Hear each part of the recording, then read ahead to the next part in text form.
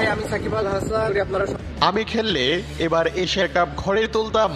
পাকিস্তানের বিপক্ষে জেতা ম্যাচ হারের কষ্ট সহ্য করতে না পেরে বিদেশ থেকে হঠাৎ লাইভে এসে যা বললেন বিশ্বসেরা অলরাউন্ডার সাকিব। দর্শক, বাংলাদেশ দল যখন পাকিস্তানের বিপক্ষে সহজ জেতা ম্যাচ হেরে গেল, তখন দেশ জুড়ে হতাশার ছায়া আবারও তীরে এসে তরি ডুবল। স্বপ্ন ভঙ্গ হলো 18 কোটি মানুষের। সেই হতাশায় যেন আরো আগুন জ্বালালেন দেশের তারকা অলরাউন্ডার সাকিব আল হাসান। পাকিস্তানের বিপক্ষে এমন হার দেখে রীতিমতো অবাক হয়েছেন তিনি। তাই তো হঠাৎ লাইভে এসে সাকিব বলেন, এমন ক্লোজ ম্যাচ তো হারার কথা নয়। আমি থাকলে ফাইনাল নিশ্চিত ছিল, ট্রফিটাও আমাদের ঘরে নিয়ে আসতাম।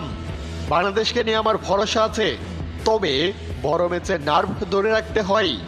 তার এই বক্তব্য মুহূর্তে ভাইরাল হয়ে গেছে সোশ্যাল মিডিয়ায়। ভক্তদের তার এমন মন্তব্য নিয়ে কেউ কেউ ইতিবাচক, আবার কেউ কেউ নেতিবাচক মন্তব্য করছেন।